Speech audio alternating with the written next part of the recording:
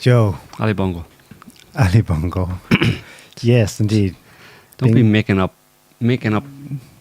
Strange thing. Bingo Bongo. Don't be making up racist sounding names for leaders of Africa that you.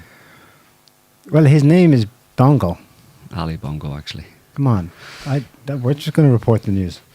We are, of course, referencing the latest coup in Africa, in Gabon, also West Africa. Another French-speaking ex-colony of France, where yet another military coup has happened. That's 4 in the last month and a bit. It's actually 6, though. Let me think now. Is it Mali. 6 or 7? Going back to this November last year. It's been a year then, 6. Mali was first. Chad, it kind of counts. It's more of a civil war status there, but one of the factions is definitely on the same talking points and action points as the others. But so you've got all the way from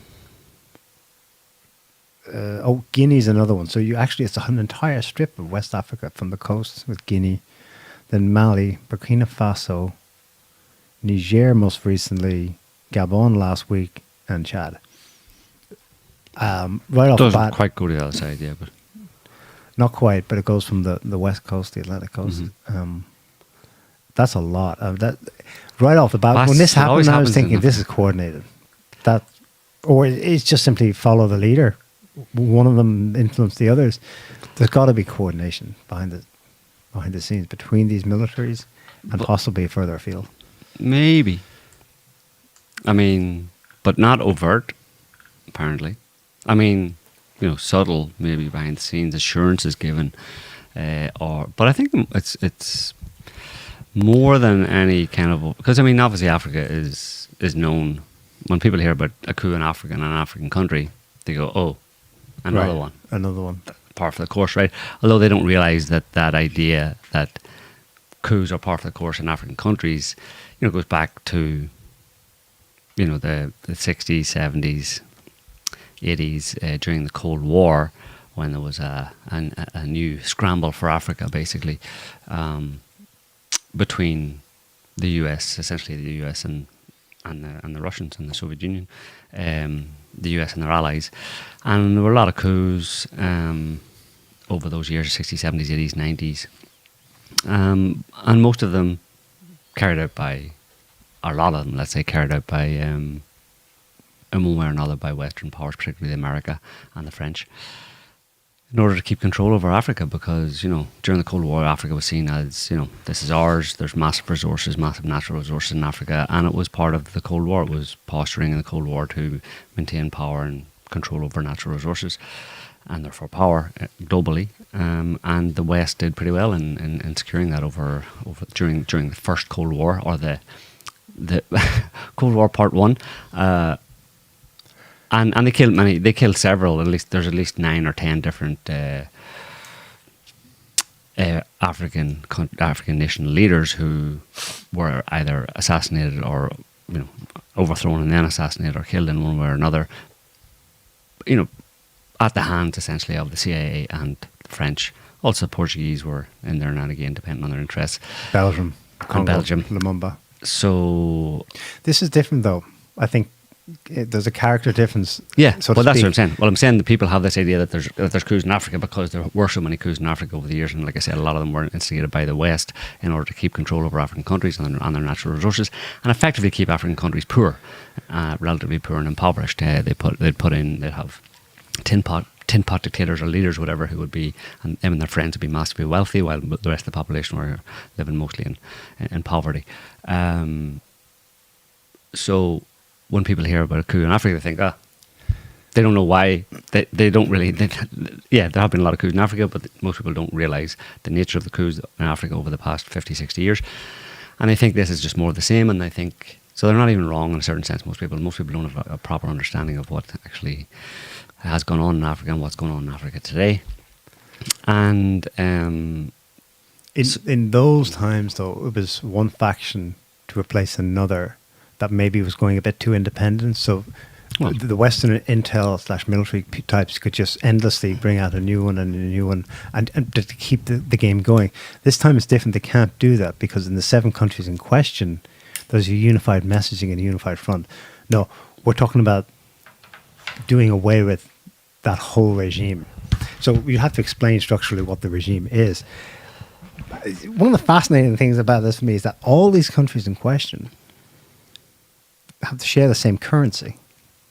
Who knew that? I mean, I actually didn't. I've read quite a bit about it. I didn't know. This is a nicely guarded secret which has just been busted by the last year's events. They have a currency called a colonial franc. Yep. This franc is regulated by the French central bank / the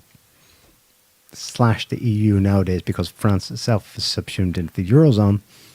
And that's the currency that's used there. Those countries don't really have a central bank because it's all deposited in Paris. In Gabon's case, I have an explainer on it here, 2-minute video. This is just raw. Maybe people can fact check this. Maybe it sounds too crazy to me to be true. Like, this is a taste of what it actually means to be neo-colonialist. It's not just, something whimsical. There's a structural basis to it. Here's a background explainer on Gabon. Fully half of the country's resources have been going to France for 55 years. There's been a lot of instability. In Gabon's case, it's actually extremely stable. 55 years, Ali Bongo Sr.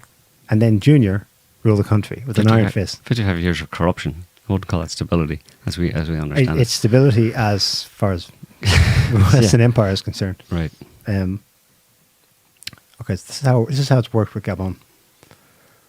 Since 1960, France has invaded Africa more than 50 times. Look at the Central African country of Gabon as one example. Gabon is particularly important to France because it has a huge supply of oil and an even bigger supply of uranium. Among the African colonies, Gabon was historically one of the very closest to France. In 1967, a man named Omar Bongo became Gabon's president, soon turning the country into a one-party dictatorship.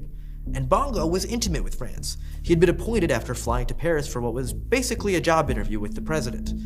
So under Bongo, France and Gabon enjoyed a relationship that benefited both sets of elites. Gabon's oil was pumped by the French state-owned oil company ELF, and its uranium went right into France's arsenal of nuclear weapons. In return, France subsidized Gabon's budget, especially the parts that flowed into the pockets of Omar Bongo and his family. At one point, Bongo was worth over $130 million. Gabon, meanwhile, remained poor and underdeveloped. Under Bongo, it had one of the highest infant mortality rates in the world. Instead of investing in the Gabonese economy, Bongo spent state funds on influencing French politics in his favor, bankrolling the campaigns of several future French presidents. Even today, France keeps troops in the country to support Gabon's current ruler, who happens to be Omar Bongo's son. Bongo Bong. That's a racket been going on 55 years. Yeah, that's replicated in most other countries, and a lot of other African countries, where it's basically a rich elite and a relatively impoverished population, despite massive amounts of natural resources that don't seem to make their way into the local economy. Do we want to hear the military guys in Gabon announcing their coup? Because it gives their reason. I mean, I can just say what the reason is. Mm-hmm. We're overthrowing this regime, basically, this corrupt regime of 55 years. Mm-hmm. It's gone. It's finished. They don't cite anything external, or they don't mention the other countries. But clearly, this is all like there's some synchrony going on here with the rest of West Africa. I've also got video footage of people out in the streets supporting it. They're cheering it. It's jubilant, jubilant scenes. I don't see the opposite. It seems continuing to happen in Niger. There's still protests happening outside the French military base, like tens of thousands of people. Yesterday, demanding that they leave because the French are kind of taking their heels in and saying we're not going anywhere. But and then in Niger, they were at the time of the coup there last month.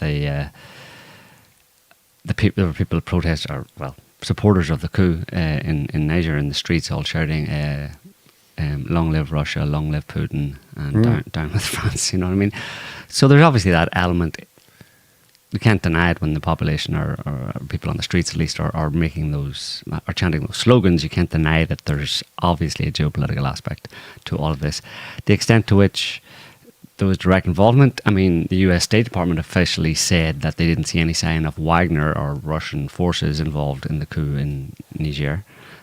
But, you know, that's why I think most of these events, you know, they would be all over it if the Russians were anywhere near it. I mean, remember Crimea and Little Green Men, you know, blah, blah. They would be all over that. The media would be all over that if they had any evidence for it, but they don't. So I think it's more, if it's happening at a level of, a diplomatic level.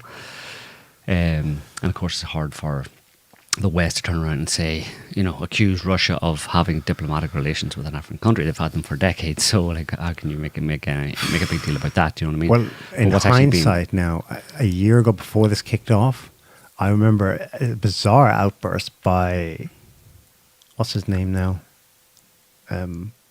Mr. Garden versus Jungle. Borrell, the head of Europe's, in quotes, foreign minister, saying about Lavrov specifically to get out of our Africa before this kicked off. So you wonder if they were picking up on that, you know? Yeah, well, they know that's going on, but they can't do anything about it, and they can't actually accuse Russia of having diplomatic relations with Africa, and saying telling Russia to get out of Africa is ridiculous. I mean, most major countries have diplomatic missions in African countries, so it's like, what are you talking about, you know? Do you remember when? Yeah, but there's also China. We're not talking about China here. China is a big player in Africa and has been for quite a long time as well, especially in Gabon. I think in Gabon, China is, for the past 9 years, is the biggest trade partner with Gabon, China. So there's the way this kind of thing seems to be happening is that it's happening in a natural way more than anything else. Even though, okay, I mean, coups, you can call them natural or if you want, or you can see them as contrived. But these coups that have been happening, for the most part, haven't been happening as a result, or in the way that they've happened in the past, which is some direct involvement of foreign powers, particularly Western powers, in overthrowing an elected government or some kind of group that's vying or challenging for power. They end up kicking them out or killing them or whatever. These coups, recently in the past few months in Africa, don't seem to me to be of the same type. Certainly, they're not Western inspired because they're effectively, most of them or all of them are more or less removing die-hard Western aligned long-term powers or governments in these countries in exchange for, depending on the country, more multilateral aligned or more or even more anti-US, anti-Western powers, like anti-French powers, for example. It's France. They don't make every chance they get. It's France. Right. Yeah, they're not even bringing the US into it. Yeah, but they know. I mean, certainly a lot of them know that the Americans have had a big influence and a big interest in Africa. Like I said, they were directly involved in the assassination of, you know, Pan-African leaders or more nationalistic African leaders during the Cold War era. You know what I mean? So America definitely has, along with France, a big part to play. You know, but I think it's, like I was saying, I think it's more of a natural order reestablishing itself, and there are many different reasons for that. I think trade and the rise of China, and you know, along with the rise of Russia and the effect they're having on Western power around the globe, is having the effect of forcing the Americans to kind of pull their horns in and pull back a little bit, or at least to reduce their ability to project their power and control parts of the world that they have done for quite a long time. And we're seeing then that produces conditions where that are ripe for elements within the country who have long been, you know, kind of agitating for a change in the power structure and a change in the way the country's run to actually take this step. You know what I mean? I mean, there's, you know, if you're going to have a coup, if you're smart enough, if you're going to have a coup, you don't want to do it and have it fail, right? You have to wait for the correct time to have a coup. Strengthen numbers. And well, I think they waited for Putin's speech last year. Yeah, I mean, so there's a lot of elements there, but none of them so far seem to involve any direct, you know, traditional direct involvement of opposing, you know, powers oppositional to the West, let's say China, Russia, in terms of overthrowing or having a direct hand in these coups. So it's more about a global change. That's basically what I'm saying, is that it's more indicative, or it's more, it's pointing to, it's evidence of Putin and Xi's multipolar world, emerging multipolar world taking shape. Naturally. It's a natural rebalancing from the disbalanced way it has been for quite a long time. It's a natural rebalancing of power within the world, you know, towards multipolarity. That seems like to me, you know. Crazy facts about Gabon. It has the third largest proven oil reserves in Africa. Its population is just 2,300,000. It's a big country, though. And 90% of them are dirt poor. And France has been taking 50% of that every year for 55 years since independence. Like, the fuck? That's insane. And the uranium reserves are even bigger, apparently, than in Niger. And I wonder if they mentioned there specifically that the uranium goes to supply France's military. I wonder if that's the division of labor in this, because we know that the mines owned by Areva, or whatever it's called, a French company, in Niger supply its civilian nuclear reactors in France. So maybe that's how it works. The uranium for reactors comes from Niger, and for the military from Gabon. Here's just getting back to what you said. Here's it was actually, you said it was Borrell telling Lavrov, and yeah, that was the case. But it's a couple of years ago now, just about 2 years ago now, and it was Lavrov saying it basically at the UN. Russian Foreign Minister Sergei Lavrov said the EU Foreign Policy Chief Joseph Borrell told him that Russia should leave Africa. As Joseph Borrell told me, you better not work in Africa at all, because Africa is our place. That's exactly what he said, Lavrov recalled on Saturday at a press conference in the sidelines of the UN General Assembly. And you understand now what he meant, Borrell, by that, our place. Like, France is key in Europe. Its nuclear reactors are now, Germany now relies on it, especially after Nord Stream and the green madness and closing the coal mines and not going nuclear. Germany and Spain especially, but also Italy, rely on surplus electrical supply from the grid in France, because France is now powering Western Europe because of those mines. That's what they mean. You're not going to interfere with the current 50-50 split, where we take whatever we want and then we send them the budget and allow them to disperse whatever meager budget we've given them. Yeah. And this was so. Who knew that worked that way? Yeah, if you go back to the that article just down below there, the first kind of quoted section, and to say, this is what Borrell said, and to say, I'm here first, so you get out of here. There was Lavrov commenting on what Borrell said, basically saying that I'm here first, so you get out of here, is insulting to the government of Bamako, which is in Mali, and the Mali government, which had already invited external partners. So, and he said, secondly, that's no way to talk to anyone at all. So these people, that's 2 years ago, you know, telling the Russians to get out of Mali or anywhere else in Africa. It's all ours.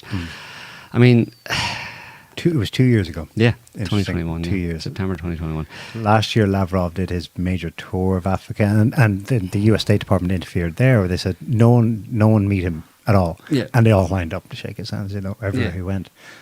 So the whole thing is, it's pretty interesting that this is happening right now. You know, it all has echoes of the decline of America, of the Western Empire, the Western global empire led by America. And it all happening just, I mean, it's obviously, like Russia now, there was a scramble for Africa, or the the modern scramble for Africa, let's say, during the Cold War, and it was all about America, it was all over Africa and all over different parts of the world, overthrowing governments, installing military bases, etc., in order to secure the world against communism. Right, come early 1990s, communism goes away, then Russia's in tatters, rebuilds itself under Putin, and now they're able to reassert themselves in a way that they couldn't during the Cold War.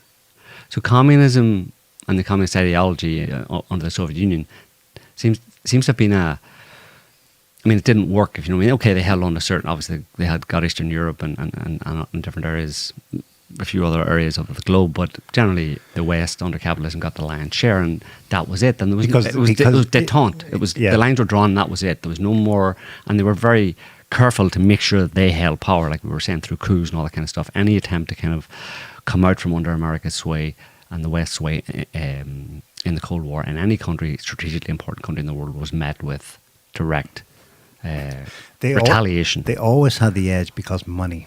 Right. Capitalism did win that ideological battle. Right, because they would money always have the edge. And the Russians finally grokked that. Yeah.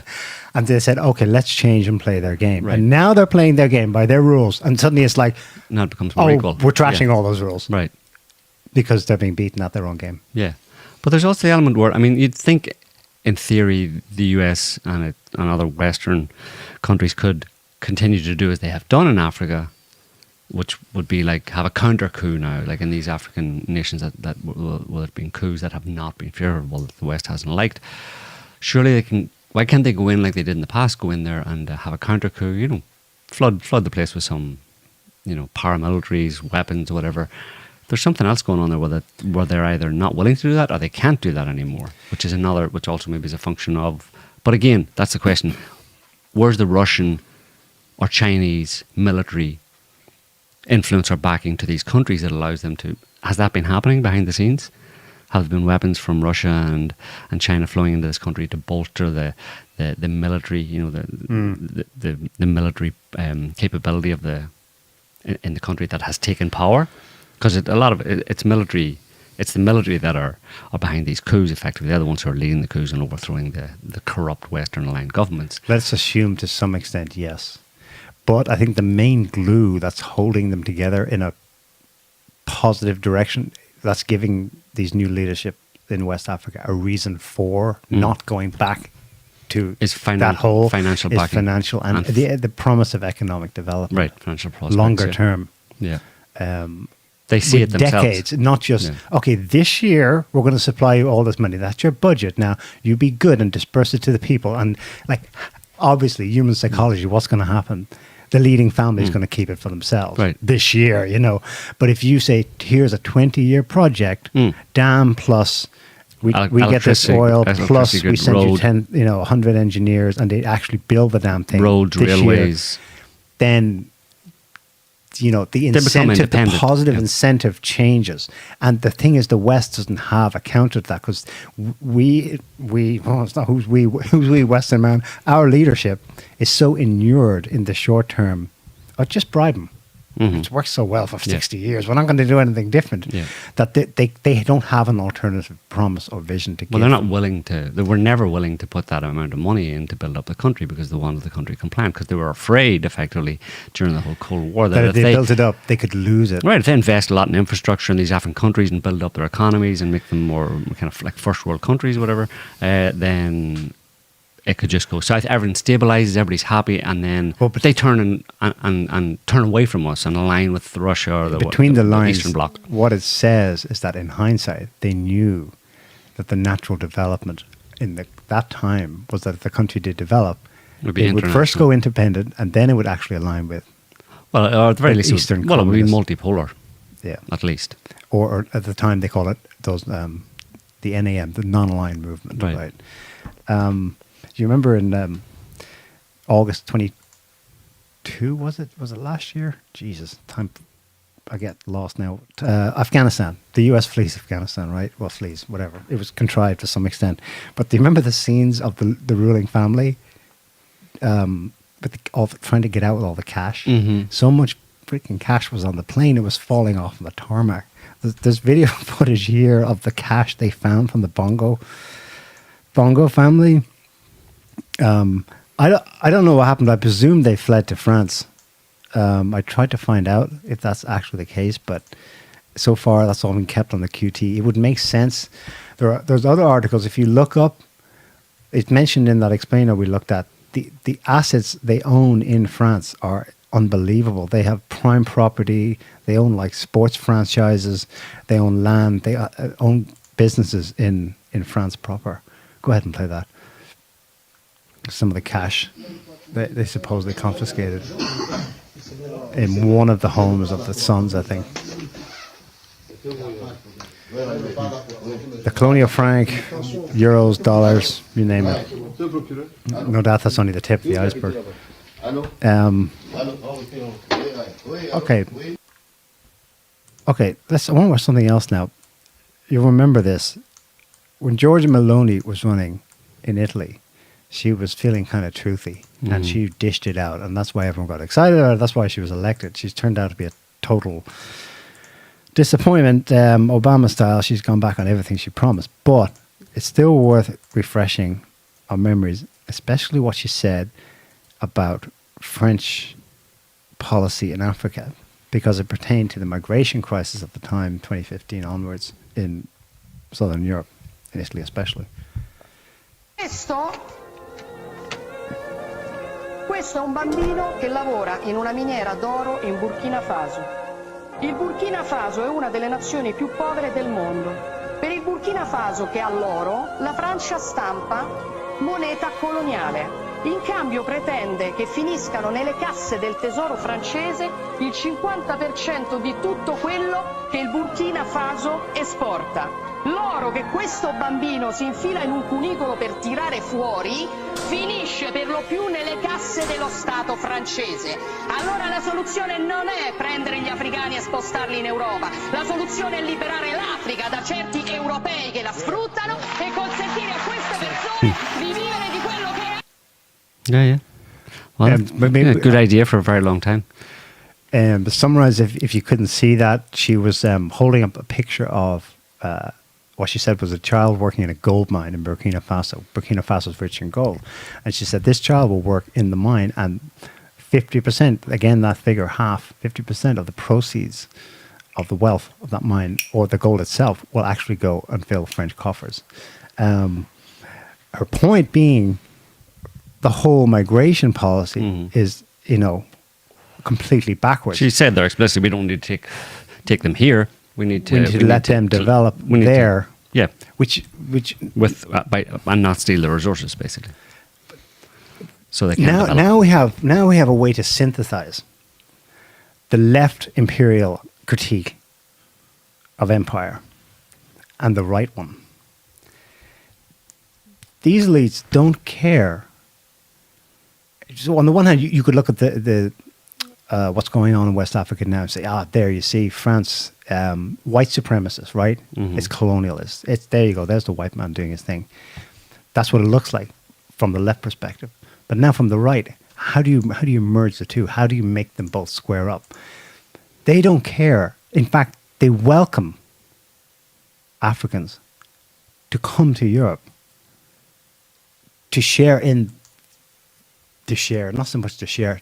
They need their work. They want their labor here, right? For cheap in Europe, because they're not racist. They've no problem. But the thing is, they have no affinity to anyone. They don't have affinity to their own populations and the effect it will have on them. Depressing wages, for example, causing social chaos because of clashes and cultural clashes, all the whole cultural war that's emerged from this. They don't want to build up their countries over there. No, they want their stuff, and including their labor.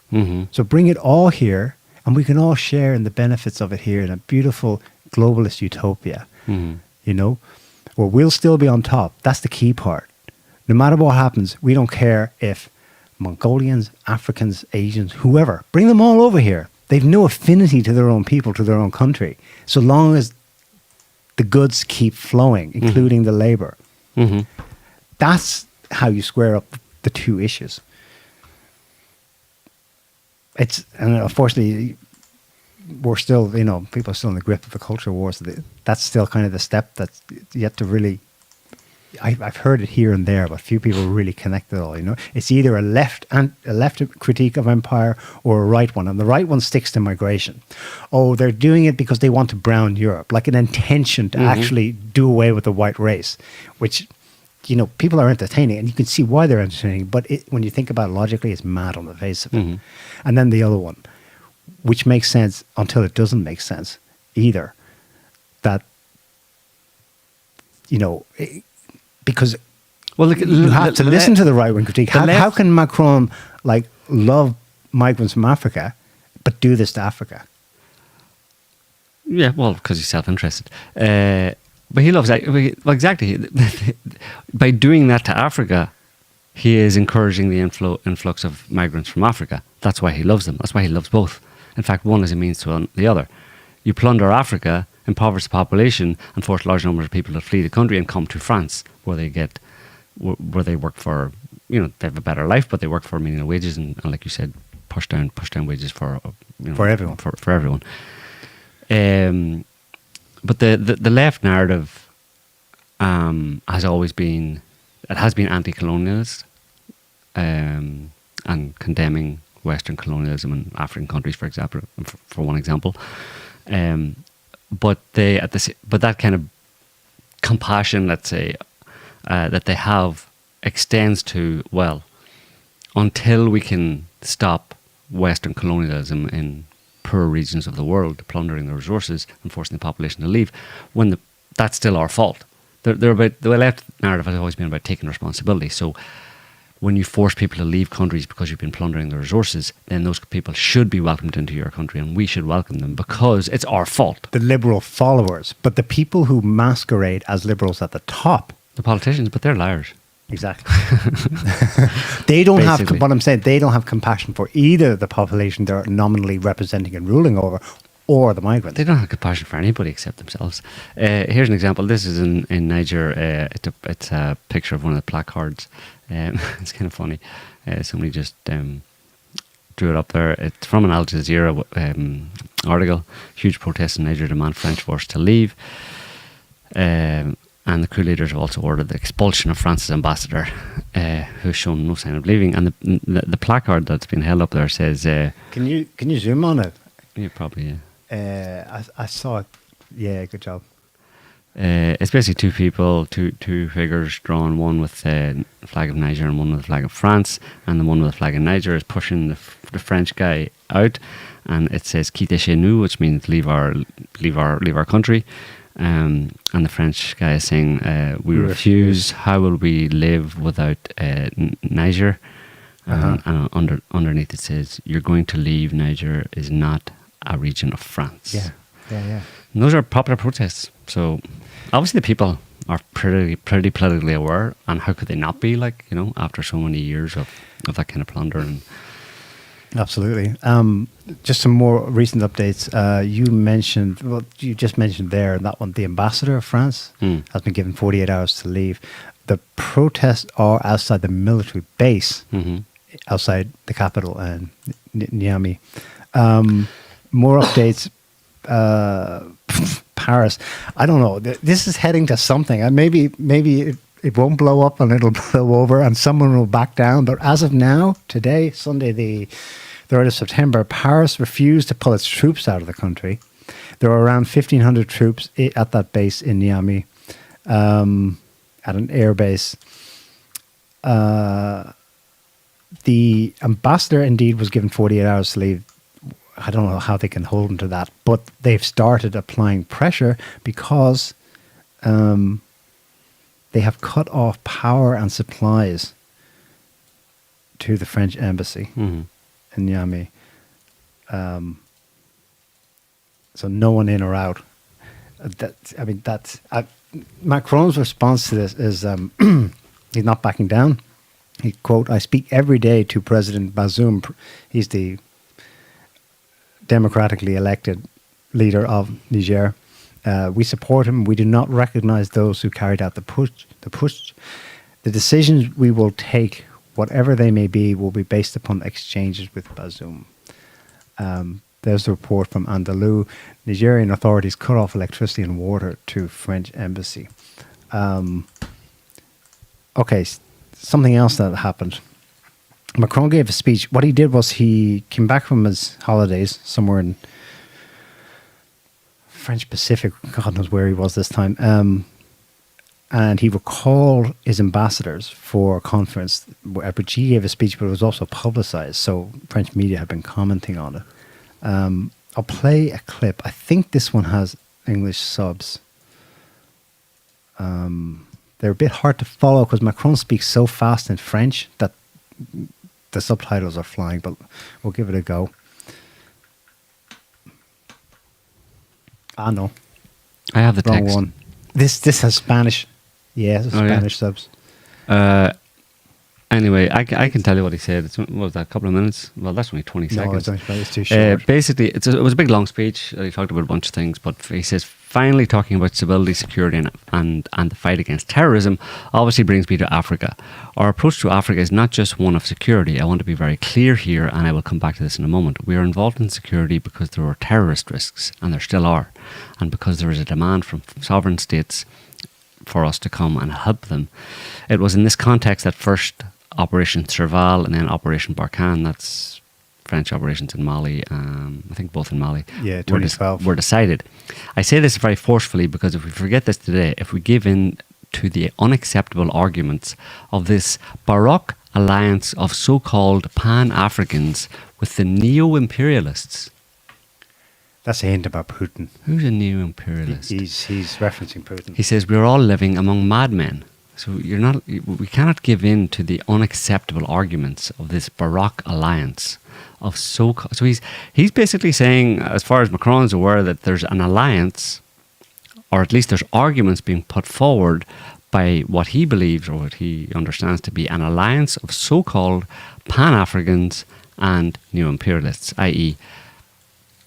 the people organising coups, recent coups in Africa, and obviously the people that support them among the population and different political groups, and neo-imperialists. I think he's talking there about Russia and China. Mm-hmm. And he says, if we give in to those arguments that they make, which is basically Africa should have more control over its own resources, Macron says that we are living among madmen to give in to those arguments. Yep. He said France intervened in 2013 because states asked us to intervene because they were simply being cut in two. If France had not intervened, we would not be talking about Mali, Burkina Faso or Niger today. These states would no longer exist within their territorial limits. I can tell you that with certainty. Right. And that's the part that's gone viral. And I'm glad we didn't bother playing because at 20 seconds out of context, it looks like Macron is saying Burkina Faso, Mali and Niger would not exist without us, because on the face of it. But the full context of what he said is not much better. It is a barely veiled ideological cover. It's interesting that what they've had to do is to revert to the GWAT, the global war on terror. What he's talking about terrorism. The jihadists... 9/11. 9/11. The jihadists a decade ago would have run over and, in his words, cut those three countries in two had we not intervened. Mm. And, by the way, we were asked to come. Well, who asked you to come?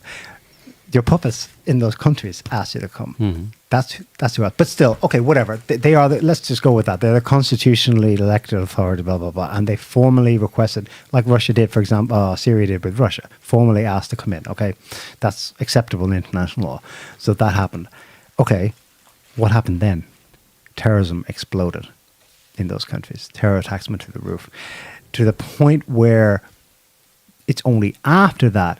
It was all a bit strange for Frenchies about 10 years ago. They're like, well, what are we doing in Africa? There had been no major terrorist attacks yet. The Islamic terror threat came afterwards. Mm-hmm. It hadn't happened in France yet. 2015, 16, 17, and so on.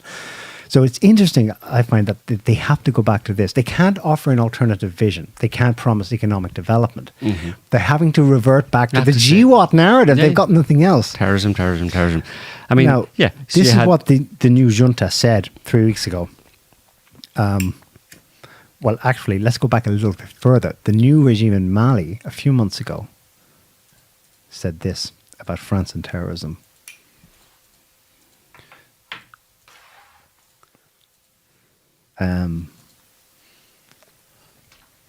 from Al Jazeera, but it was widely reported. Mali accuses France of training terrorists in the country. Mm-hmm. Prime Minister Maiga, and this was probably before the coup, because that was the democratically elected blah, blah, blah. So he was still the pro-France regime, right? The Prime Minister says French troops created an enclave in northern Mali and handed it over to terrorist group Ansar al-Din. Mm-hmm. Okay, that's anomalous. But let's not talk about that. Well, just more recently, Niger, the new junta there, we can play this, said almost exactly the same thing. So it's, you see what I mean? This is like a barely veiled rationale, moral cause for why France should oh no, we cannot leave. We must protect you. What's this one? Niger's new military rulers on Wednesday accused France of having unilaterally freed captured terrorists, a term used for jihadists, and of breaching a ban on the country's airspace. They claim that France released a number of jihadists who then gathered to plan an attack on military positions in the tri-border area. Through direct communication with Western partners, the behavior of the French forces was criticized for having unilaterally released captured terrorist prisoners. The regime also accused France of having allowed a military plane to take off Wednesday from neighboring Chad, which then crossed into Niger, defying a ban imposed on Sunday. Basically, the message is our client, our long-term client dictator in this country that allows us to plunder the resources of that country. He needs to stay there because he's the only one keeping the terrorist threat in check. If he goes, or if there's any sign of him going, then the terrorist threat will come back because we control the terrorist threat. So if you ever try to get rid, anybody ever lobbies or rabble-rouse to try and get rid of our client dictator in this country that is facilitating us plundering the country, then we will release some terrorists, or we will arm some terrorists, and they will end up fighting against anybody who tries to depose our man in the country. You see? But that is resolved down to we're keeping that country safe from terrorists. Mm-hmm. The missing part of the ingredient is that we're largely controlling the terrorists and we release them as needed.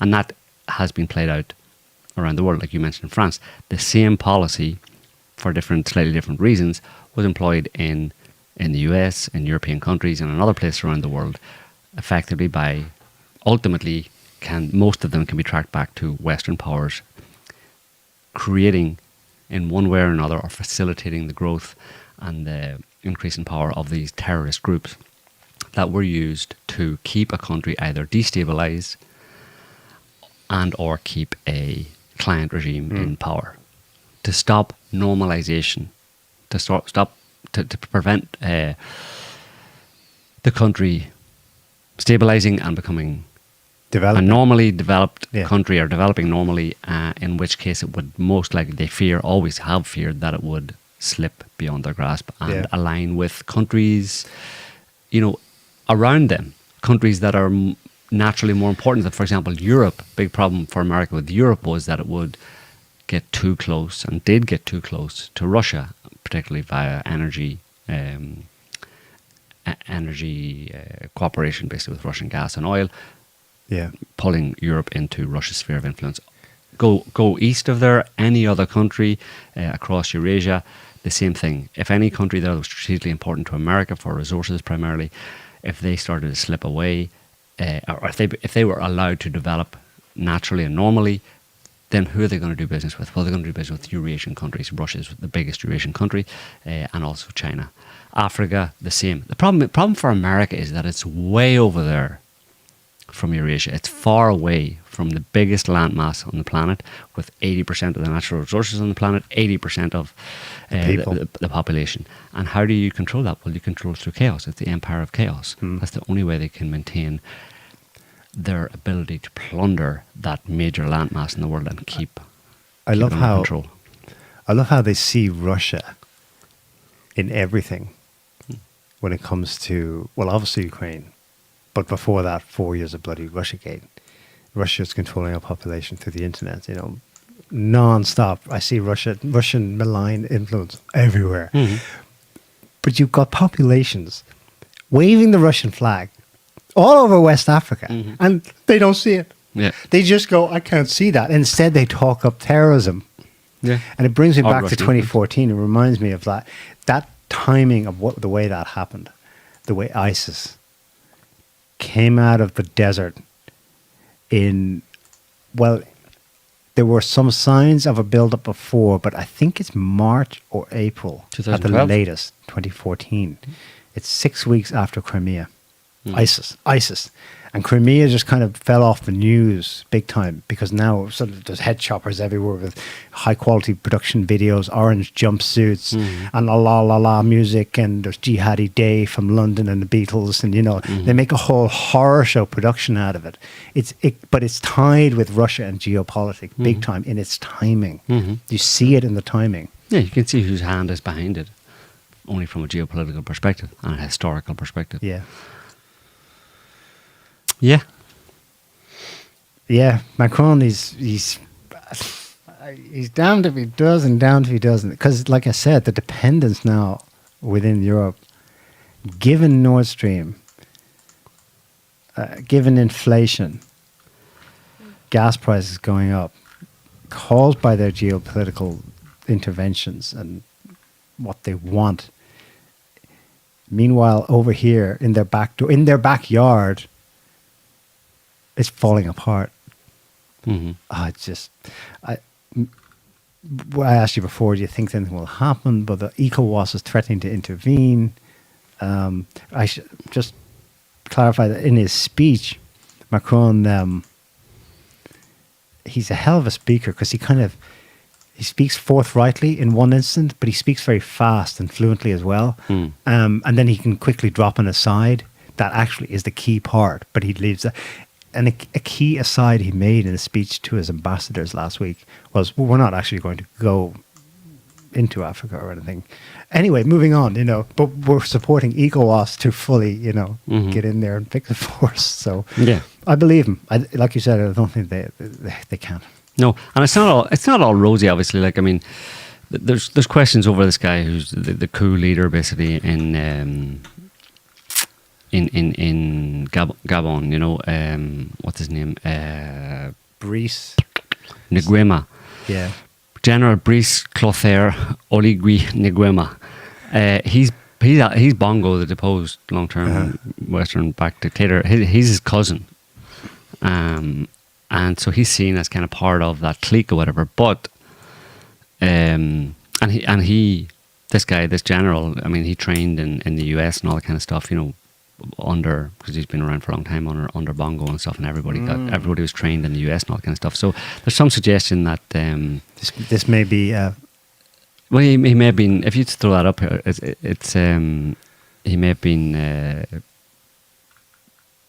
He may have been being groomed as a replacement for Bongo by the West as well. So if you scroll down a little bit, Francois Conrad Rea, political analyst at Oxford Economics, noted that the events unfolding might be the result of internal divisions among Gabon's elites. No, near the top.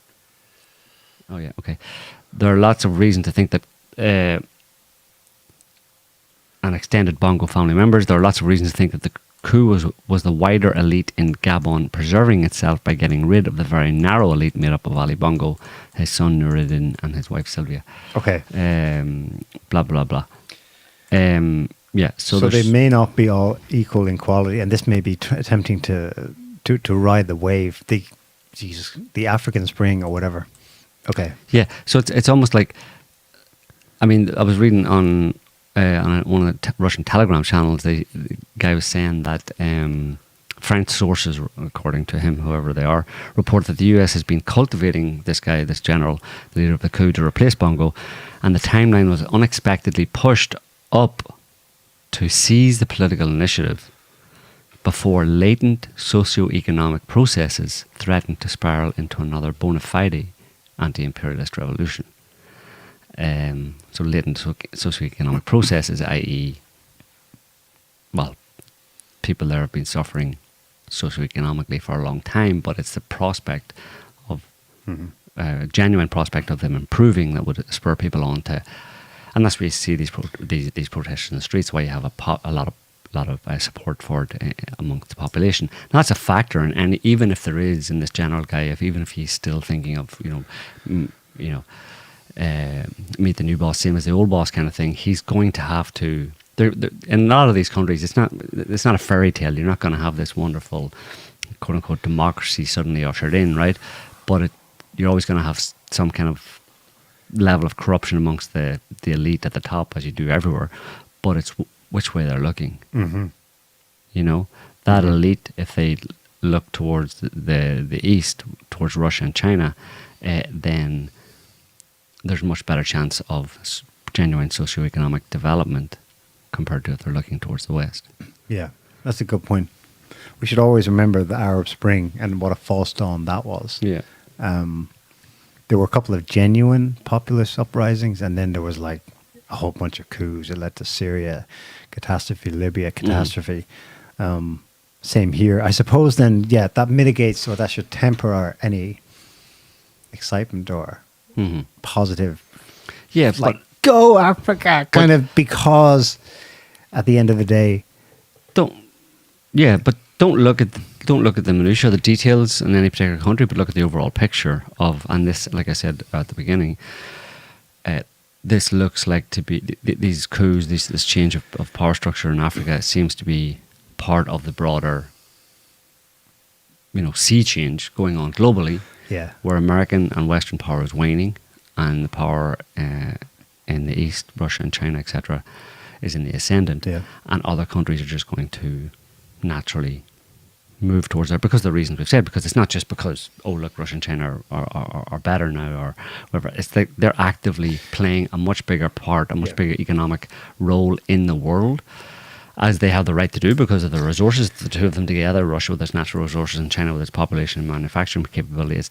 Once they let loose, if you know what I mean, once they're set free in a certain sense, economically, around the world, they're going to have a significant influence. And it doesn't take a lot. America is such a fragile empire in the sense that its power, its dominant position for so long has always been dependent on it holding on to, it controlling many other countries in the world through force. Uh-huh. Only a little bit has, and not only that, but America's, it's, I'm going to use a crass analogy here. It's like, a very overweight person who eats 20 cheeseburgers every day, they'll suffer inordinately if you just take away 2 cheeseburgers.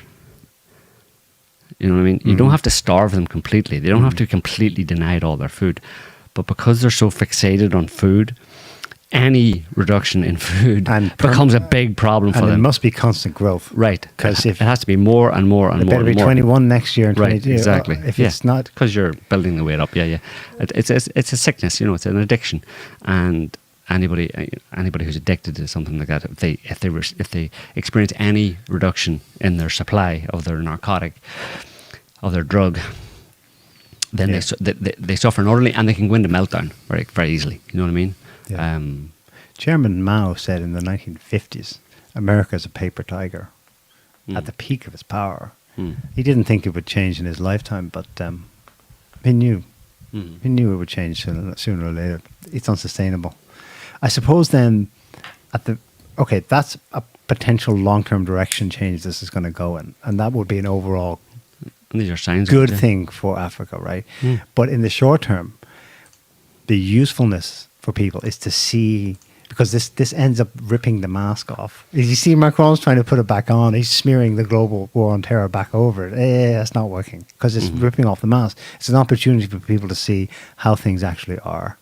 This reminds me of like the early Trump days, where we weren't kind of like, yay, Team Trump, because, we guessed correctly that it wouldn't actually arrest the terminal decline of the United States empire. That has proven to be true. But our excitement and interest in it was that the clash was going to reveal truths about the United States power and the world at large. Yeah. And then that's all I got to say about the war in Africa. But speaking of the world at large, Did you see Mitch McConnell went into TIA again?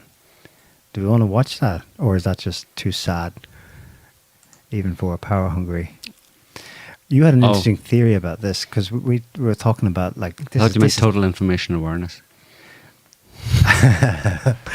No, where he blanks out. Maybe we play it? People say, we can talk over it.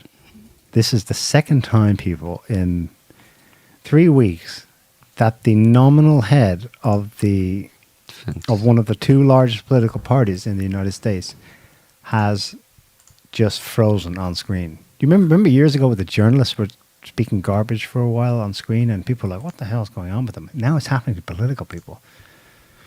What are my thoughts about what? Running for re-election in 2026. That's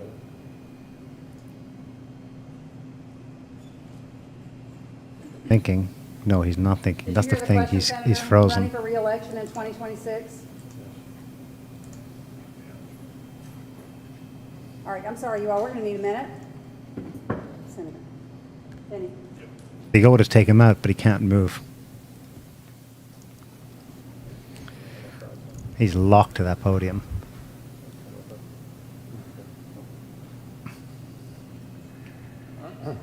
okay.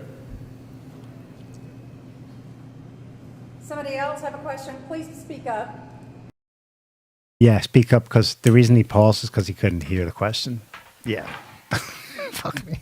Okay. We were talking about it, and you have a theory, like, you noticed that an unbelievable amount of senators and representatives today are like way over the age of 70. And this has not been a norm. Just some stats, yeah. It's I struck it up on Twitter there just for, just to put it out there. So there's a graph showing the percentage of Congress over the age of 70 from 1800 or so until today, more or less. We see, growing in the 1900s and peaking a little bit in the 1940s. So obviously from various different, reasons for, I suppose, the different ebb and flow of the different ages and all that kind of stuff, and the times when it happened. But it's pretty remarkable that in the early 1980s you had this, increase, spike, and then it's just shot up since then. We have these long-term career politicians. It probably wasn't a term that people, used, 50, 60 years ago. They weren't calling for term limits. No, but today it's career politicians. There's so many of them. What do you call them? Mitch McConnell being one of them. And it's just being ridiculous, you know what I mean? Joe Dianne Feinstein being wheeled out in a wheelchair. Just sign here. And she's like, what am I signing? Right. Well, that's obviously indicative of kind of a certain level of cronyism and, obviously corruption within the system, where people who have been in holding political office for decades continue to hold it, or hold it for decades and then keep on going, basically, you know what I mean? And it's to do with the way the political system in America works, that it's basically funded, it's run by money, it runs on money, and where that money comes from, it comes from corporations and lobbyists, basically corporations funding political candidates for vested interests amongst the corporations. And you'd have to assume intel agencies are part of that, because basically you live in a fascistic kind of country in America, in the literal sense of, the dictionary sense of the merging of state and corporations, and state being really in the US the intel community, intel operatives or intel chiefs or whatever. So yeah, I just wrote on it that that graph shows to me that spike, that around that consolidation of power over the US government by intel operatives, because as far as I'm concerned, the intel community has essentially run the US for a long time, and other vested interests began in earnest in the 1980s. Establishment politicians who accepted the rule of the intel groups and were kept in place and promoted, including into the White House, for decades via covert financial and other support, which prevented new upstarts or anybody else from getting political power and upsetting the system. And then I just threw in there that I witnessed the intel org's fury at Trump's attempt to actually wield power in a way that did not align with their agenda. Yeah. So basically the suggestion is that they would keep reliable, proven hatchet people in power for as long as possible because, it's easier to do than to have to vet the new people coming in and changing things. I mean, you're playing whack-a-mole at that point. You know what I mean? There's so much, you know, if you bring in a whole raft of new people, it's like you don't know who you're getting, you don't know what the way they're aligned, and they have to be told, they have to be brought into the big secret, which is that you guys in Congress and in the White House don't actually run the country in any meaningful way. You pass laws and all that kind of stuff. You sign off on stuff. But in the big decisions that determine the course of the country and, you know, socially and domestically and in a foreign policy way, you don't get to make those decisions. They're decided by backroom boys in the intel communities who are never elected, never show their faces. And so that's the way it happens. And once someone's, you know, you've schooled a politician, a new politician in that, and they accept it. And if they don't accept it, you know, you can use different methods to kind of blackmail them or threaten them. I mean, of course, there's vested interest personally where they want to remain as politicians because it's a really cushy job and they make a lot of money.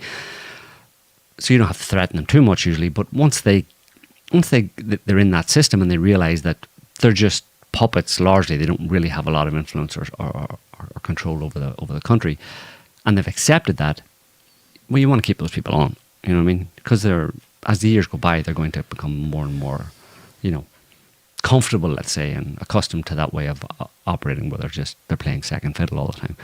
To bring in every 4 years, every 5 years, whatever it is, a new face, a young new face, you know what I mean? And then have to go through the process of indoctrinating that person or coercing or explaining to that person, just too much. You know, you're talking about hundreds and hundreds of members of Congress, you know, every 4 years. I mean, some of them might get a couple of terms. Ideally, you would have, you know, a change of the guard.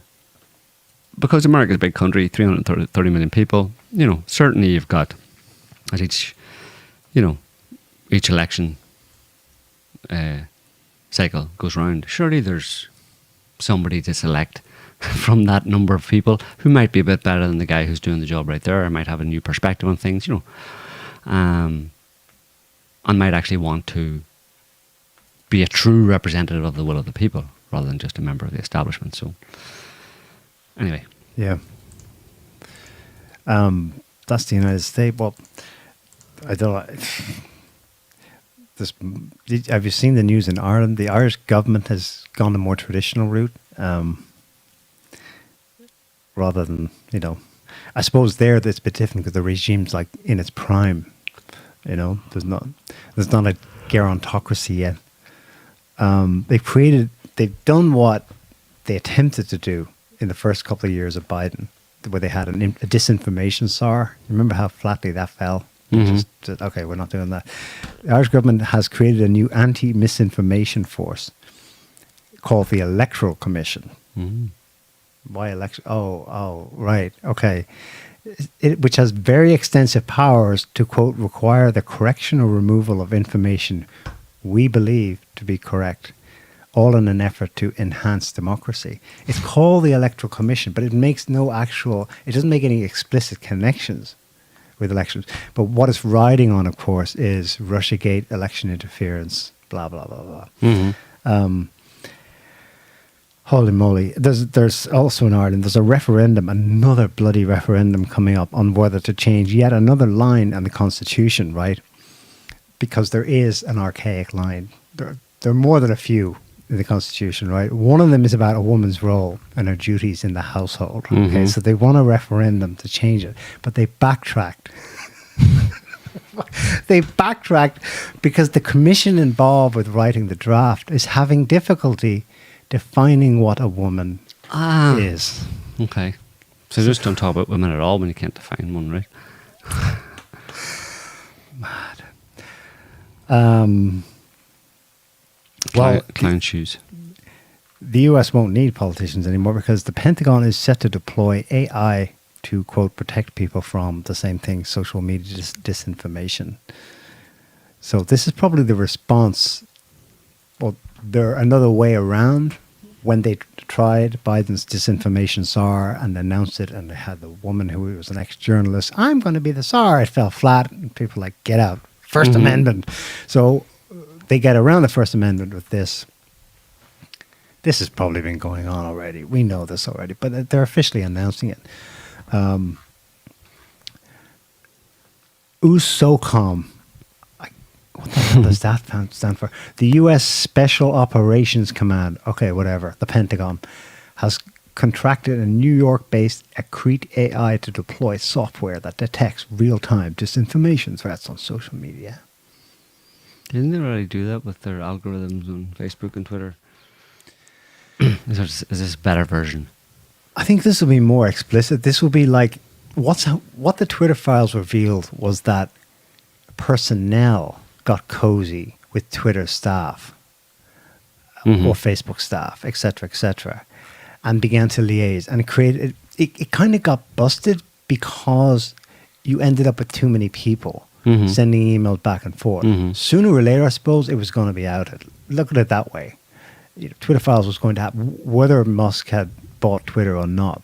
Eventually, if you've got, I forget the guy's name, the guy who took a lot of the rap, the Jewish executive for, I don't know, some Roth. He ended up getting a lot of flack. I actually had sympathy for him because if you look in some of the Twitter file email correspondence that was published, even at the time, he's like, what about First Amendment people? He didn't think about it too much, though. This is like, what the hell?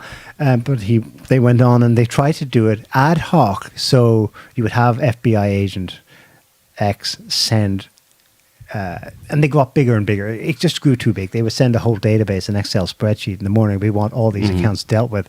And then some eager git at Twitter would write back and say, we did it. They're all gone. And then they later found, well, actually, they're all real American accounts. They're not Russian disinfo. But whatever. That's how it was being done. This is different.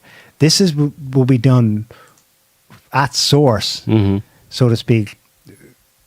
I presume that their algorithms, AI, whatever, is going to be able to tamp down someone's social media account or quiet it altogether without having to go through a Twitter personnel or someone in the FBI. Yeah, they're going to do it as source. They're going to need to have something like this because the personnel are corrupt or they're stupid or they get caught out and then it goes public and it actually backfires on them. So why not just have AI do it? You've got a gerontocracy. You can't rely on people anymore. So they're going to have machines do it all for it. It's not going to work anyway, but they'll try.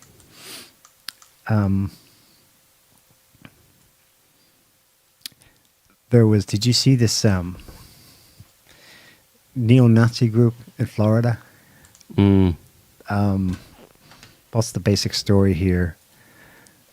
Daily Mail reports white supremacists march on Orlando yesterday, I think, waving swastika flags and raising Heil Hitler salutes, just days after racist Dollar General store attack in Jacksonville that left 3 dead.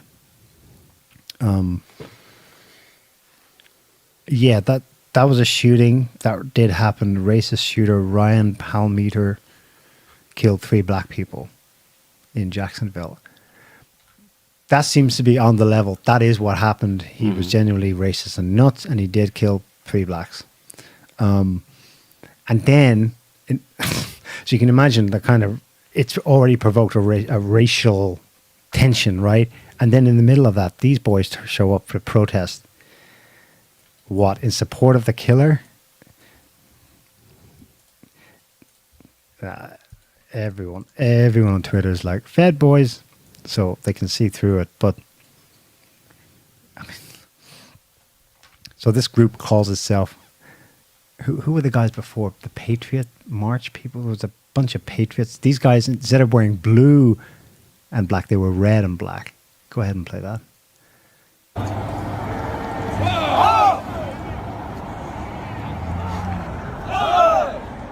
All right, red and black. White power! White power! Hail victory! Heil Hitler, hail victory. Faggot propagandist! Okay, at the end, there's some journalist there and they're talking to some baldy guy. Let's have a little listen. I've got another video here. Some of his political views. Christopher, there's a presidential race going on right now. Are you going to vote in 2024? What do you think is going to happen? My vote is useless. I think Biden's better than Trump because he sends rockets to Ukraine. You're for Biden. In support of Ukraine, you mean? Hell Ukraine, hell Azov. Love Ukraine. Tell me this, Christopher. Come back to sing your fucking dreidel, you fucking reborn slave. Okay, thanks, boys. This guy here. Yeah. Does he look familiar? Is he Ukrainian? I think he's American, actually. Is he? He fought in Ukraine. He fought in Ukraine. Max Blumenthal recognized him instantly. His name is Kent Boneface McClellan. Right, that's right, yeah. He was a volunteer in Azov Regiment. So he's not only survived, he's back home and he's free to do his thing. What's America? Freedom. Freedom to be a Nazi. Fuck, that's just mad. What the hell is that supposed to do? Oh, we're for Biden. Obviously, it would only going to work to be provocative if they were for Trump. Right? Mm-hmm. I mean, did the Fed boys get the programming mixed with? Well, yeah, those people are. I wouldn't pay much attention to them, except that's interesting politically, I suppose, the fact that they're talking about Biden better than Trump because he sent rocks to Ukraine. Slav Ukraini! Grainy Slavi! Slavi Grainy! I don't know how to say it properly, but whatever. Slavas, Grainy, Crane Slavi. Slavy, Ukraini, I don't know. I mean, there's the fact that he supported backing the wrong horse, right? For that narrative to work that they're white supremacists, they should have been pro-Trump. But the other one is they're drawing attention to the Nazi element in Ukraine that's not supposed to exist. Right. Or that's supposed to be, just a small thing. Did you see Burning Man was going on this past weekend? Yeah. Burning Man? Where yeah. a bunch of hipsters and arseholes go to the desert and burn stuff and take drugs in America. Oh, come on. They're not all arseholes. They are. It's quintessentially American. You go into the desert, burn stuff and take drugs. It's freedom! Anyway, they put that up there. They 26. You're just anti-hippie. A 26-foot tall box sculpture paid fiery tribute to Ukraine. Oh, yeah. Get a picture of it there. It's wonderful. Look, it's a big box sculpture that someone spent a lot of money on, then just burned it because that's what you do. Burn it! They do it every year, yeah. Well, it's better. That's the trident. You know what it is? symbol It's of the Ukraine. kind of hipster version of a monster truck rally where you crush things with a monster truck for conservatives. But here, for hipsters, you go into the desert and spend a lot more money on building big things and then burn them. So in the middle of the ephemeral city, yes, that rises in Nevada's Black Rock Desert each summer, 26-foot tall, 13-foot wide box was set ablaze. The flames formed a column in the sky, engulfing the wooden tower for over 20 minutes. It was amazing, Neil. Before it collapsed to reveal a secret monument hidden within. Secret. A giant steel phoenix representing the resilience of war-torn Ukraine. Slav Ukraini, Slavi, Ukraini, Heil Hitler. Heil Hitler, vote Biden. Vote Biden, Heil Hitler, Slav Ukraine. And then immediately... That's what I mean by narratives. It's just a melting pot of bullshit, the United States right now. This one, titled Phoenix, was the work of 14 artists and fabricators, in both Ukraine's capital, Kiev, and Chicago. In the moments before Thursday's burn audio of explosions, an air raid sirens rang out around the installation while an opera singer arrived unplanned to perform a song in Ukrainian. It was so special. It was super special. And then down below, it's symbols of defiance. Burning things is a symbol of defiance. Right. It's also kind of pagan. You see, and under that photo there, it says, the artists behind Phoenix took inspiration from Ukraine's efforts to shield its public monuments from airstrikes. What? Just like that. The Russians were going to airstrike that? Oh, no. No, it's symbolic, yeah. And the artists hoped Phoenix will keep Ukraine in the public consciousness. The sculpture is meant to be a show of strength and a celebration of their culture, in addition to a meditation on the effects of war. So anyway... Do you remember... And it's a show of strength and all that kind of stuff. Blah, blah, blah. But then immediately after that, the Burning Man Festival, that area of the desert, was deluged with rain, and since then, all the festival goers have been tramping around in about 6 inches of mud. Yeah, which is an unusual weather event in itself. It rains now and then, but that's the first time. But it was right I went after. back and checked, and they've never had a flooding like that. Burning Man has been delayed or whatever due to extreme heat and. But dust devils and all kinds of strange things. But the energy that they were, you know, the vibe that they were giving off with their Slava Ukraini thing, that's what called down the torrential rain. That's my theory, and I'm sticking to it. To clean them. Yes, to cleanse it away, yeah. But just in case you thought, I know we've talked about this for probably, how long is it now? More than 2 years, right? When did the Ukraine war start? Last year, February 22. Let's forget time. Okay, so it's I know. 18 months. You forget. 18 months. And in case you didn't know what was happening, here's the Telegraph to tell you that Ukraine's victory is closer than ever. Right. But be warned, Russia, when it is shattered as a result of losing in Ukraine, because Ukraine is winning, a shattered Russia is nothing to celebrate. So is this good news or bad news? Superior weapons and strong morale are giving Ukrainian troops a crucial edge in battle, which is, for anybody who actually is paying any attention to the actual details of what's been happening in Ukraine, is complete and utter horseshit.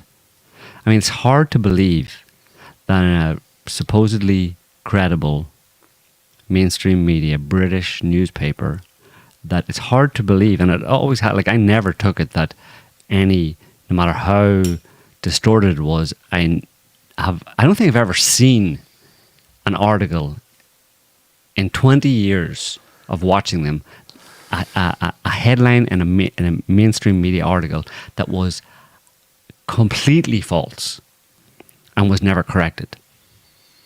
This is one that's completely false. Like, Ukraine's victory being closer than ever is the actual exact opposite. Ukraine's victory is farther than ever, is actually what's happening. So it's amazing, at least in this Ukraine war, they've just pulled out the stuff. Like, we've mentioned the stuff before, where it's like we've put up these headlines over and over again of Ukraine is winning, you know, as more and more Ukrainian soldiers and equipment and Western equipment gets completely obliterated, the more they put up headlines in Western media saying Ukraine is winning. So the more Ukraine loses, the more they put up Ukraine is winning. And we've mentioned that before, but at this point, when they're really, really in a bad way, and even there's moves in Western countries and stuff to kind of talk about how we're going to get out of this, how we're going to stop this, because if they walk away, it's over in a day, you know.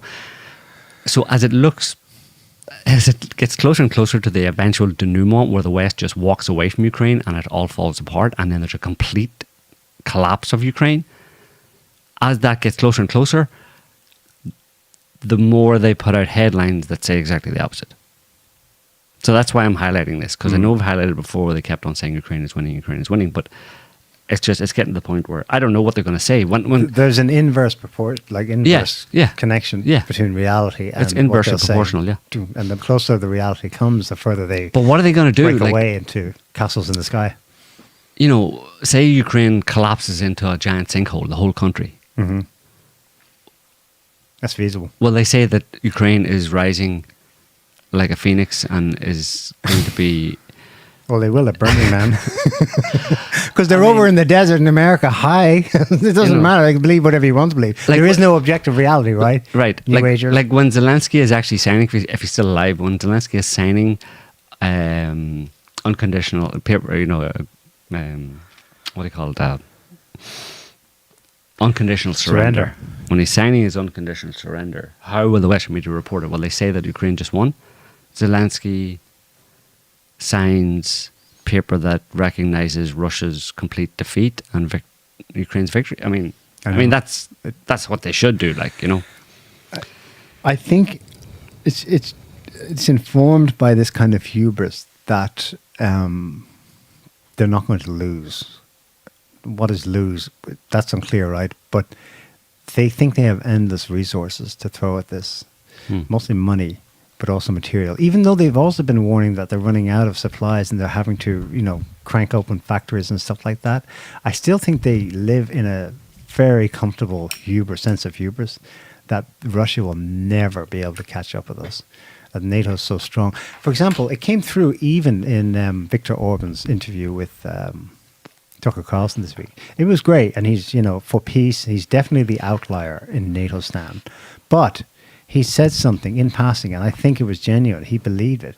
He says, look, we can never win in the way we think we can win with this. He also said neither can Russia because NATO is far too strong for it.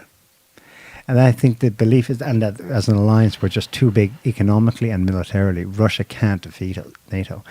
So that, even he is informed by that sense of hubris, that they are unbeatable. We may actually be battled out to a draw here, and we might have difficulty spinning it into a win. Zelensky signs document that does really well for Ukraine, or whether they're going to have to bail out of it. But these people are so up their own arses that they don't, it's not even in their horizon that they can come out of this catastrophically.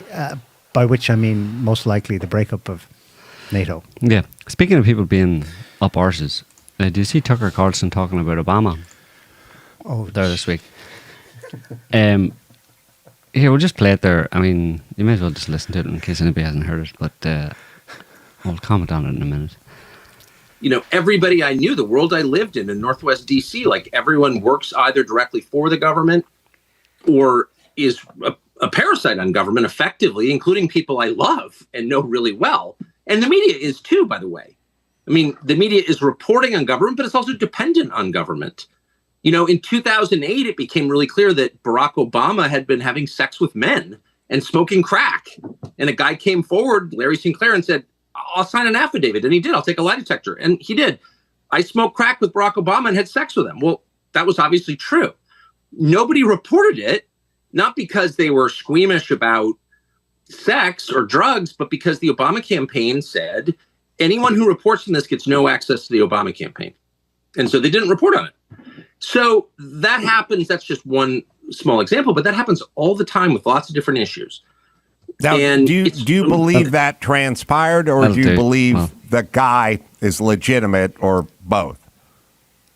Oh, the Larry Sinclair story? Oh, that definitely happened. Oh, for sure. I mean, I've talked to Larry Sinclair about it, and definitely it happened. I mean, Larry Sinclair's been in and out of prison during one period. I mean, 40 years ago, he was in and out of prison. He's got a criminal record by definition. He's, poor. He's got a disordered life. He's missing a tooth. Like, he's not, an Atlantic fellow. He's not going to the Aspen Ideas Festival. I think he has a record of deception. Obviously, he does. But this story, if you listen to it in detail, is clearly true. I mean, I'm going to do an interview with him and you can hear it. And again, it's not going to change the world that Barack Obama likes dudes. I think this was well known. Barack Obama said so himself in a letter to his girlfriend. And by the way, that's kind of Barack Obama's business. I'm not attacking him for liking dudes. I'm just saying the amount of lying in the media about it was unbelievable. Like, people knew this was true, and it was quite obviously true at the time. And people who covered the campaign didn't say anything about it because they didn't want to lose access to the campaign. And that happens all the time up and down government. So it's almost like if you have a housekeeper, you think, she works for me. But if you have a housekeeper long enough, you realize, well, you actually work for her, and you get caught up in her dramas. Do you know what I mean? Like, yeah, you can leave it there. There's a weird. So yeah, I mean, Hope He Changed, 2008. Remember Hope Change and outpouring of just love and hope for change, and the first Black American president. And his opponent at the time was McCain, and his campaign got the dirt, the Oppo research on this. And they did try to make an issue of it. But because it was so apparently scurrilous against the background of almost universal saturation of love bombing about Obama, it seems so extreme and out of place that people immediately thought, McCain, you're a dirtbag. That's obviously not true in the context of Obama's like a prophet or a saint, given the Nobel Peace Prize. This was so true that I found there's loads of stuff when you go and look for it. Sinclair wrote a book about it, published on January 1st, 2009, in the interregnum between Bush and Obama. Here's the book title. Barack Obama and Larry Sinclair, Cocaine, Sex, Lies, and Murder, ? Look at the hardcover price or the paperback. You got to pay $1,000 if you want a copy from Amazon. It's such old news. I've also got here testimony by the lawyer of Obama's chauffeur while he was still a senator in the mid-90s, how he would drop him off to male prostitutes in the hotel rooms. The crack pipe would be out in the limo, fellatio, all the details. It was all like affidavits and stuff. It wasn't, and Obama never countersued or anything like that. It was just pure media obliteration of the story. You had a closet homosexual crack smoking guy who became the most loved and most awesomest president. I mean, obviously the most morally upright. Right. That's how they present it. Right. A saint. So the opposite. And you wonder then, I mean, if he has a history of drug abuse and stuff, we can leave it. I'm not talking about the homosexuality, but but there's more than just homosexuality, and because, I mean, there's plenty of reason to assume that Michelle Obama is probably a hermaphrodite. So is that different to what? To standard, common, or garden homosexuality? That Obama would be. It's deviant. I mean, it's okay. I have to clarify. Do you know what I mean? Because that immediately sounds like I'm saying being gay is deviant. No, not necessarily. It's what the deviance is. What Tucker Carlson was emphasizing: the projection of an image versus the reality. Yeah. Not being honest about who you are and run and owning it. Yeah, run as a gay. See how it goes. Yeah. Maybe it wouldn't have worked in 2008, but 10 years later it would have. It would definitely not have been a bad mark against you. Probably would have. But it's the seediness of it, you know. And those are the people in supposedly the highest office in the land, and then you wonder what the people who encouraged and put him in power. They obviously they share the same kind of outlook and mentality and perspective and deviancy on life. So, I mean, America is run by deviants, and has been for a long time. And I'm not talking about even the overt members of the political class and the government, but rather people behind the scenes. The stories all about deviant. Hillary Clinton, are it's massively corrupt, crazy, and not just corrupt in the standard way of corruption, but it's like you're saying, deviant. It's psychologically disturbed people who are running the country. These people get a kick out of being abnormal. Right. They're absolutely not on the picket line advocating for equal rights for gays, in which why can't we just be accepted as normal? It's the very opposite of that.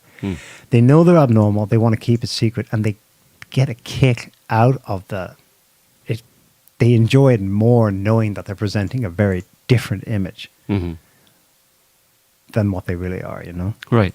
And that plays out into all different aspects of government policy then down the line, right? It's not just them personally, but it's the policies that they push on people and the laws that they try and enact and what they try to force down people's throats. Like, for example, they'll tell parents how to raise their kids. Yeah, right. And not only that, how the hell would they know? In other areas, like in terms of there's an element of enjoying domination and control and power over other people, and manipulating and making people suffer, essentially. That gets into that area. Psychologically, that gets into that area of deviancy. You know what I mean?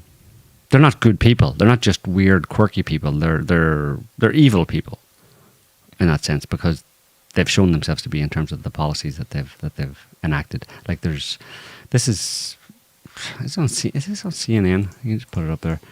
I don't know what. Smithsonian? I don't know. Anyway, have a listen. It's this guy behind me here on the wall who has yet to be put in prison. And you know him from the Harry Potter movies, that little goblin thing. That's where he was before he became director of the National Institutes of Health. I think he's a saint now. He's retired and he's a saint. Yeah. So just play that. Brett Stevens in The Times talked about Cochrane. Put that on the screen. The most rigorous and comprehensive analysis of scientific studies conducted on the efficacy of masks for reducing the spread of respiratory illness, including COVID-19, was published last month. Its conclusions, said Tom Jefferson, the Oxford epidemiologist who is the lead author, were unambiguous. There is just no evidence that masks, make any difference. He told the journalist Mayan Demasi, full stop. But wait, hold on. What about the N95 masks as opposed to the lower quality surgical or cloth masks? Makes no difference. None of it, he said. Well, what about the studies that initially persuaded policymakers to impose mask mandates? They were convinced by non-randomized studies, flawed observational studies. How do we get beyond that finding of that particular review? Yeah, but there are other studies, Michael, that show at an individual level for individual. When you're talking about the effect on the epidemic or the pandemic as a whole, the data are less strong. Blah, blah, blah. Which is literally the opposite tack he took before, which was, hang on, individual rights. Listen, we're in a pandemic. It's public policy. We must think of the general. The guy's a psychopath, so he will always bounce out of this until he is physically stopped and put where he should be. Yeah. You'll never, this guy's been going since the AIDS epidemic in the 1980s. Like, you can't stop him by having an argument with him and rationalizing out. You know, yeah, it is good to see CNN on his case, though. The reason I put that up there is because it's an example of the deviancy and the psychologically disturbed nature of the people in positions of power who impose these policies on people, like put a mask on. It puts the mask on its face, or it gets, fired from its job or locked in its home again, type thing. I mean, we're dealing with that level of sadism, effectively. Where these people, someone who are pushing these policies and making sure that they filter down and become part of official government policy, that they're enjoying making people suffer. That's the nature of the people who are in control of America, at least. Yeah. They sadistically enjoy making members of the population suffer. That's what you're dealing with. That's the only analysis of the situation that explains the world we're in today and where we've come to. And what's actually going on a day-by-day basis.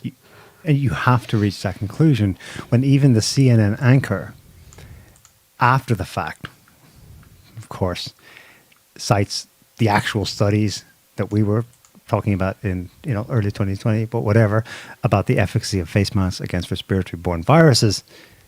It means that CNN anchor has seen enough now of the proof of the effects it's had on people. He's read about it, he's watched, he's absorbed all of it now. He was in his ideological blinkers before, but now he's right.